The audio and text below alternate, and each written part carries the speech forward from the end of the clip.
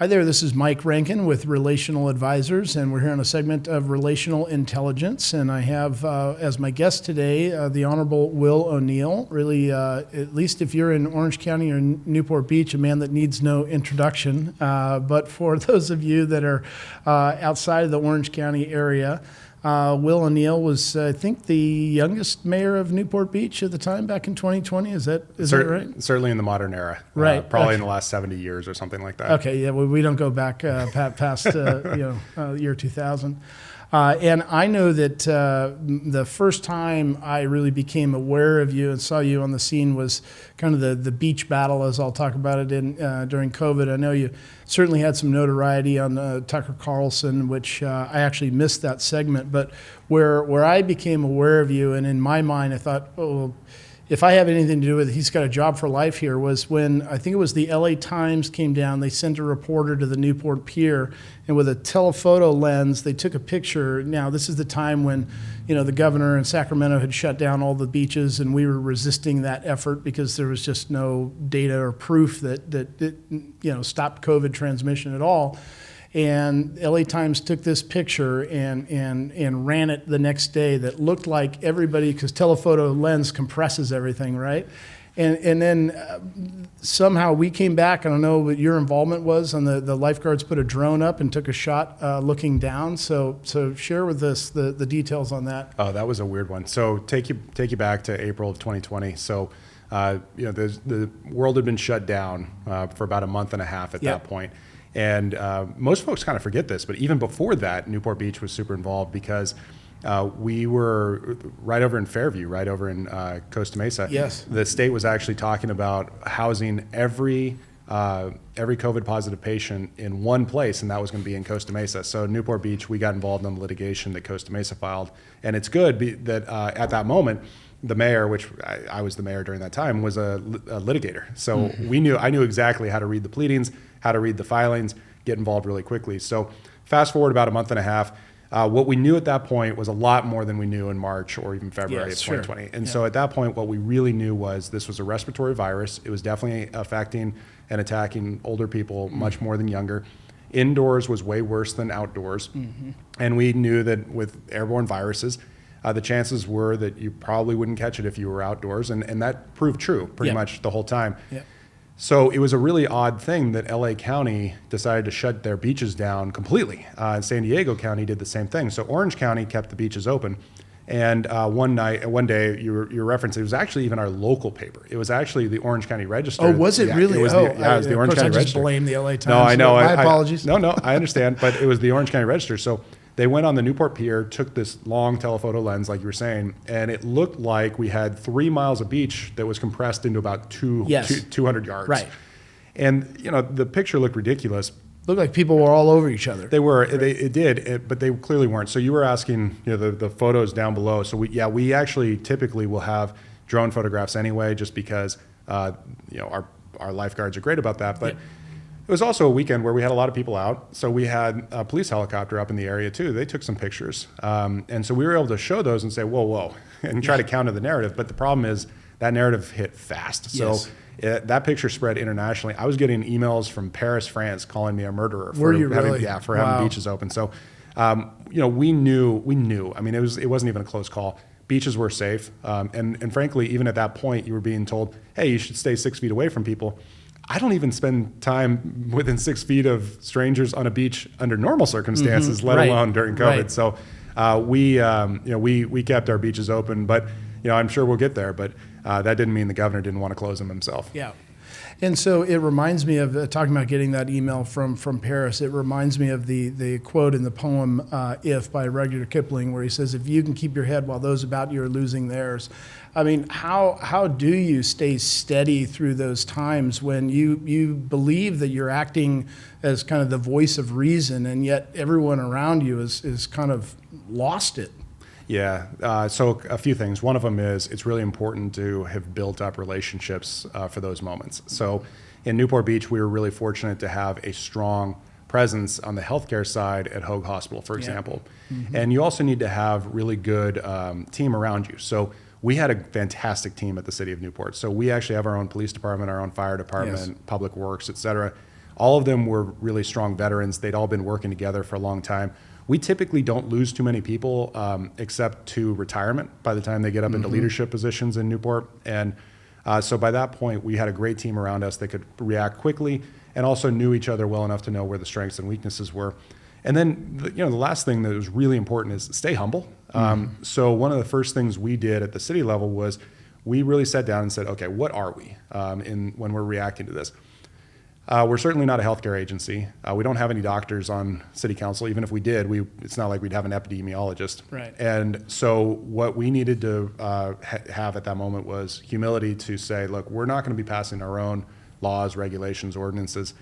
We're instead going to be amplifying the messages coming out of people, the healthcare professionals that people will actually trust. And so at the time, we were worried that the CDC would be politicized because it was associated with President Trump. Yep. We were worried that the state healthcare agency would be politicized because it would be associated with Governor Newsom. We weren't sure whether we could. We didn't know where the Orange County. How do we? How do you stay between those navigational buoys? Yeah. So, what we said was, look, who do people trust on this? They trust their own doctors. And so we started amplifying the messages coming out of Hoag Hospital. That was a fantastic relationship. At that point, we went in, had our Hoag doctors partnering with our our fire department, which has a bunch of paramedics on staff. They all started going into the senior living facilities, the skilled nursing facilities, and saying, hey, look, if you have a problem, here's how to handle it. And we handled it like 180 degrees differently than New York did, for example. And so, And how did they handle it in your? well, in New York, they were sending sick patients back into skilled nursing facilities. Wow. So we were talking about quarantine approaches and how to make sure that you don't want an outbreak. If you do get an outbreak, here's how to handle it. So Newport Beach, which is an older community relative to the rest of Orange County, at the end of the day, easy. No. You can look at it from the demographics. I'm talking purely numbers here. Yes, right. What you'll see is Newport Beach, despite having an older community, ended up with one of the lowest COVID mortality rates in the county. And I can't give credit to me or even the council, but I can certainly give credit to our healthcare partners and certainly our fire department. Yeah, my dad actually during the time was at Atria over here, just off Hospital Road, and they did a great job. Just fantastic facility there. Yeah, no, it was a big deal to react that way. So look, having the humility to say, look, we're not the experts on this, and we also need to make sure that people will trust what they're hearing. We really leaned in hard on trust, and so. We provided as much information as we could and let people make the decisions for themselves. Yeah, it's interesting. People use the word trust a lot, but when you break it down and what does it really mean? At the end of the day, it's people engaging with each other and finding commonality. And I think, especially in today's day and age, being able to put a lot of the noise and the rhetoric and the personal attacks aside, because if we were to believe, what we see on all the news outlets and Instagram and everything like that, the world is chaos and falling apart. But I think if we isolate those and we really look at, whether it's 80% or 90% of Americans in this case, they have good common sense and they know right from wrong and all of those fundamental components that you tap into for that trust in the community, which is hard to do when there's all these messages coming in, right? It is, and so much of politics has become nationalized at this point, really tribal and partisan. So even at the local level, people will talk about people, within the context of, are you Republican, are you Democrat? And certainly that plays a role in politics. But at the end of the day, local politics itself is every city's different, and we spend a lot of time thinking about ways to just make the community better here in Newport Beach. I know the folks. I've gotten to know council members in almost all 34 cities in Orange County, and so anytime I feel like, oh man, there's a lot going on in Newport, I just call one of them and let them talk, and I find out, oh, there's a lot going on there too. Right. So it's really about fundamentals and making sure that you're taking care of what's in front of you and trying not to stray outside of that, because when you start straying outside of the responsibilities people have given you, and those are big responsibilities you've got to take, you really have to feel like you're being trusted at that point. You really want to make sure that you're paying attention to what is only in front of you, and not kind of going outside of your scope. Right. And I wanted to talk to you a little bit about local politics and participation. I saw you speak a couple of years back at the National League of Young Men, LYM, and you talked, it was primarily probably, 15, 16, 17-year-olds. And you talked about getting involved in local government, whether you're, a young person or even somebody at, in their 50s, mid 50s at my age. How do you recommend that we do that? How does an ordinary citizen, sort of get involved? I think first off, you just kind of come up with a broad brush of what is available. I've seen that the most likely scenario for someone to actually dive in with both feet, I should say probably jump in with both feet. You're not diving in. Anyway, jumping in with both feet into something is you see someone else doing it and you say, oh, I could do that too. Mm-hmm. So one of the nice things about Newport in particular is we're really blessed with the number of Type A personalities. We have a lot of either CEOs, former CEOs, C-suite executives, all sorts of a lot of go-getters, a lot of them. Which sometimes makes it challenging representing them. Right. the expectations are very high. Right. But everybody's idea is the best idea on all times. Right. But on this one, what you end up finding is that you have issues sometimes with that. It's just difficult. But the counter to that is most people their reaction is, I think I could fix that. Mm-hmm. Or, I think a group of us could fix that. Mm-hmm. So we actually end up having a lot of volunteer groups in Newport that spend a lot of time doing things that the government doesn't have to do because it's already been done by resident volunteer groups. So, and how do we find those volunteer groups? Just City Hall or? Yeah, so it depends on what you want to do. So we have a bunch of boards, commissions, and committees. We actually, as we're sitting here tonight, I've got a city council meeting tonight where we're actually appointing people to these boards, commissions, and committees. And we are really fortunate. We have an overabundance of qualifications. Mm-hmm. So when we make decisions, someone will be disappointed, but the truth is they're offering their services for free. Right. And if we don't take it up, someone else definitely will. Sure. So you can definitely learn about those like Planning Commission, Harbor Commission, Finance Committee, et cetera. And then on the volunteer side, it's really just keeping your ears open and paying attention to what's going on inside the community. So we'll certainly highlight those at the city level. But they're great groups. I mean, obviously the kind of the national groups like Exchange Club and Rotary and whatnot, those exist here. Mm-hmm. They're fantastic. There are plenty of opportunities to help out with Boy Scouts and Girl Scouts mm-hmm. and your local churches and all sorts of different organizations. One of my favorite things that I do, and I've probably done this for about 36 Girl Scout and Boy Scout troops now, I'll invite them into City Hall and we'll talk a little bit about what it's like to be on City Council, and then I'll actually bring them up and each one gets to sit in one of our council seats mm-hmm. and then I just ask them, what's one thing you would do to improve our city? Sometimes they're funny, sometimes they're serious. But no matter what, I'm hoping that they'll remember that experience, and one of them, or maybe multiple of them, will eventually say, gosh, I remember sitting in that chair. I could do that. Mm-hmm. And then down the road, run for their local city council. Yeah, right. That's great advice. And as you were talking, it made me think about, Jeff Yokoyama down at the Yoki shop. Sure. I don't know if you know Jeff. So absolutely. Great designer. And I was talking to him, and he's got a number of projects going on, and some involve Newport Harbor High School. And one of the things that came to mind, and I need to circle back and talk to him, but I wanted to maybe just pick your brain for half a second, is to have some local businesses just fund a foundation. There's probably a foundation that already exists. So if Jeff wants to do a project with Newport Harbor, he shouldn't have to come up with the money to do it. I mean, he's got the ideas and the kids at Newport Harbor. So where might I go, or who might I talk to just off the top of your head that might have some inroads to kind of a public-private partnership to create opportunities for young people within our community? Because I think, again, talking about what's going on in the media and so much negativity, and yet there's so much positivity, I think, and you look at the younger generation coming up. I mean, these are great kids, and to be able to give them some opportunity. Are you aware of any, trends or people that are kind of moving and swimming in those waters? Yeah, 100%. One of the coolest things about being on council as long as I have, and I'm in my 7th year now, is the number of times I can just make connections. So mm-hmm. the answer is yes.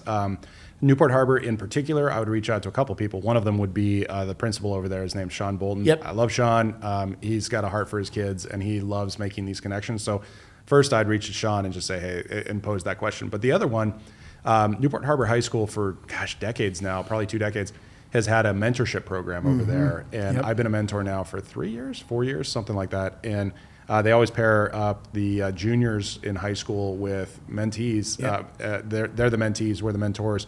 And you get all sorts of people who are volunteering to do that. So if folks want to give back, that's a really easy way to give back, because it's not a lot of meetings, but you really get to have influence on a rising junior.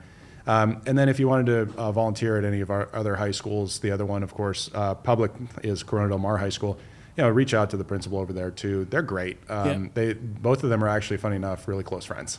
So when you get Battle of the Bay going and the rivalries, I've actually been on text threads with the two of them, and the amount of trash talk they have, with a respectful tone, of course, is pretty phenomenal. So look, we have. I regularly give speeches actually to high schools, and I do it on purpose because, again, I really care about youth coming up in a digital society where they're hearing so much negativity to hear about positivity. And so we talk about civics, we talk about other things, but one of the things I remind them is, look, I want you to go as hard as you possibly can in Battle of the Bay games. I want you to try to win. I want you to own that, because you'll never forget it. But at the end of the day, you have to remember both of you represent the city of Newport Beach. And when you go outside of this city, you're wearing a logo that represents the city and a whole lot of people, including your family. So remember that. Yeah. No, that's great advice. Thank you for that. And yes, I know Sean from all three of our kids played water polo at Newport Harbor High, so we know Sean well. So changing gears a little bit, share with me. We don't have 4 hours, but what's going on? What are some of the key things happening up in Sacramento right now, and what should we be looking out for in terms of either new legislation or? Yeah, I mean, this was the most legislation they have ever proposed in decades, this past legislative cycle. I'm one of those people who, when they hear that, they kind of shudder a little bit, because I believe really strongly in a principle called subsidiarity, and that's an old principle, but the idea is basically make decisions at the lowest level you possibly can make them. Most of the time, that's individuals making them for themselves, a family unit making it for their family. Kind of a grassroots. Yeah, and then eventually you kind of make it up through the top. So you'll have city councils, and then you'll have county government, you'll have state government, you have federal government. And then, it's the idea that, look, you don't want the federal government coming in and paving your roads, but you also don't want cities with standing armies. So there's a balance. There's a balance. So I hear so much bills coming out of Sacramento. My first thing I think is, oh my goodness, what are they stripping out of our control now? Right. And this one was an interesting cycle as well, because they're looking at a $32 billion deficit. So to be clear, the city of Newport Beach, we just passed our own budget. We have a structural surplus. Yes. The state is running a $32 billion deficit. And so I'm not sure that they're really grappling with what we're really about to look at, because that actually assumed that $32 billion deficit assumes no deficit. I'm sorry, no recession. And no recession, that is. And so I think we're heading into one. I think Jim Doty, who's a Chapman economics professor, very clear we're heading into one. So I'm concerned about what it looks like over the next 12 months from an infrastructure spending plan. That could be tens of billions more of a deficit. It could be. Yeah, the Legislative Analyst's Office, which I read because I actually love policy, but I read those. They said the same thing. They said, look, we could be off tens of billions of dollars. That's concerning. That's number one. There was a lot of social policy in this last go around, and so. There's a lot of discussion about when kids should be taken from homes. There's a lot of discussion about issues that California obviously would very much disagree with, and with states like Texas and Florida. And so I'm a little concerned about the way that red states and blue states are trying to one-up one another. Yes. And I think that a lot of families are going to suffer for it. So I'm worried about some of the legislation we've seen, but I know a lot of parents groups in particular are spending a lot of time talking to other parents about what they're seeing up in Sacramento. And so I'll leave it to them on that one. But from a city standpoint, I continue to worry about a lot of the land use elements. Yes. When they're trying to cram down as much housing as they possibly can without actually taking into consideration, the various local factors, that's a problem. I grew up in Fresno. I lived up in the Bay Area for college and law school. I now live in Newport Beach. I can tell you every single one of those cities, totally different city. And if you're going to try to impose the same land use policies on all of those, let alone the 400 plus other cities, doesn't make much sense. It doesn't. And so we're in one of those cycles where people just say, do something. And, and, Yes. and I'll tell you, when someone yells, do something, Sacramento will do something. It's just probably not the way you want it to be done. Right. Yep. And so Mayor Pro Tem, so what does the future look like for you? And in somewhere in that answer, how do you do everything that you do? You're a partner in a law firm and intensely involved in all these. I mean, your schedule must be bananas. My schedule is bananas, and I also have a really good to-do list. So Yes. that's the number one thing, is just be disciplined and just have a really good to-do list. So, yep, I'm a partner at a local law firm, a business litigation attorney. I'm also the president of a local legal organization called the Association of Business Trial Lawyers, so that keeps me busy too. My wife actually was saying the other day, when I was going to an event, she said, is there an organization you're a part of where you're not on the board? And I said, yeah, I think there might be one. Yes. So anyway, and then, yes, I'm the Mayor Pro Tem, Finance Committee Chair for the city. I'm also the Transportation Corridor Agency. Yes, saw that. Yeah, so the 73, when you drive on and you're paying a toll on that, I'm actually the chair of the board for that. And so that's been a lot of fun, because I'm also the chair of the Finance Committee for the TCA. And between those two agencies, over the last 3 years, we've taken some financial steps that'll actually save toll payers almost 1.3 billion with a B, 1.3 billion dollars in debt payment, and that hopefully means that the agency will fold up sooner because of the actions we've been taking. So I couldn't believe I drove it the other day. It was $9. Yeah, so Holy that's smokes. Yep. So that's the result of a lot of the debt that went on that was hopefully going to be paid down by around now, but because of a lot of the issues that were coming up in the early 2000s, they needed to go ahead and refinance. When they refinanced, though, it extended the maturity dates quite a bit. So we're looking right now at, I'm trying to bring those maturity dates down. Right. So I won't be on the board when they finally close shop, right. but I'm hoping that I'm giving the opportunity sooner to an earlier board to do that. And headed in the right direction. Yeah, so the question is, what does it look like going forward? So assuming my colleagues agree, I'll be mayor again next year in 24. My fingers are very much crossed that is a better year than 2020. Yes, right. I think everyone would hope the same I don't have thing. a vote, but I say I vote yes. Yeah, I think so. So I'm looking forward to a lot of the fun things that go along with being mayor. And then we'll see if we can just continue to raise up the spirits of Newport, really try to make sure that we're taking care of, like I said earlier, what we're trying to take care of. Make sure you're doing public safety right. Make sure you're doing the infrastructure right. Make sure that you're taking care of your parks and your libraries and the things that people really expect from their city councils. Because if you're doing it competently and people see what you're doing and say, yeah, that looks good, they're more likely to continue to vote that way. And if and where you get out of cycle is when you start having people coming in and just kind of being either partisan hacks or just incompetent in those roles. And a lot of cities get into these really bad cycles. And all you have to do it's hard to get out of. It's really hard to get out of. And all you have to do, frankly, is look up in the Bay Area right now. It's what's happening in San Francisco. And you'll realize really quickly, certain policies have really, really, really bad Deep effects. Negative impact. Yeah, and one of the worst ones out there is when you start using hashtag policies like defund the police or things like that. When you see those, and they actually tried to do it in San Francisco, they're shocked 3 years later when crime is bad and they have a bunch of vacancies in their police department. Yes.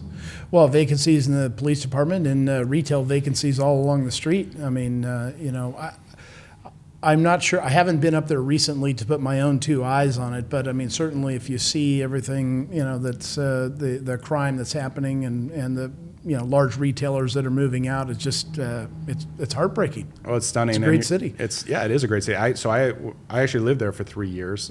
2 of them were actually in the Tenderloin, which is a terrible area of the city, but it's so much worse now. And you have their local district attorney calling it an open drug market. Right. And it wasn't that bad when I was there. It was bad, but it wasn't nearly that bad. Right. And so, when you can't control the quality of life on the streets, and they certainly aren't, in large sectors of that, and you're also hyping up a lot of the lockdown policies that they were doing for the last 3 years, you're going to have a hard time bringing people back into the city. So people are leaving in droves, and you've seen a population reduction. You're seeing a lot of the buildings being given back. Their 2 largest hotels or something along those lines were just given back by lenders. Absolutely. Yeah, if people don't feel safe, or certainly they're not safe, they're not going to come back. And so There's too many other options. So many. In fact, Newport Beach has been one of them. Yes. So we've seen an influx certainly of people from West Side LA, Silicon Valley, they were getting tired of the crime and homelessness in their communities, and they realized they could come here. And so we've seen a lot of all cash offers. Yes, and I think also tired of the local government. So that's what I don't understand is, individuals are leaving because of those government policies. I say, okay, well that's fine, but don't vote your way in that same stuff in here, And I think others, not only Orange County, but I'm sure Texas and others are concerned about that as well. It's sort of this, makes everything sort of purple. Well, they have to be worried about it because when you are looking at a recent LA Times poll that said 70% of Californians love living here, they love the values, they love everything about it. And then 40% of them, 4 out of every 10 respondents says, but I'm seriously considering leaving California. Yeah. What that tells you is people really like, a lot of the feel-good social policy side of it, but they hate the ramifications of voting some of these people in. Yes. And so it's a tough process where you have to appeal to voters, the hearts of them, because if you don't, then they continue to vote in a way that causes bad policy outcomes. And unfortunately, we've seen a lot of people leaving the state, and we've even seen people leaving locally. They just can't deal with what's coming out of Sacramento. Right. So Yeah. we've lost a lot of people to Idaho and Colorado and Nashville and Texas and Florida. And so hopefully we can bring them back. Yep, I hope so, because I'm not leaving. I think it's a great spot. I'm here. Yeah. Well, Will, thank you very much for your time. I really appreciate it, and congrats on the success. Thank you for everything that you do for not just Newport Beach, but Orange County, and congratulations. Thank you. Thank you very much. Appreciate the time. Yeah. Thanks.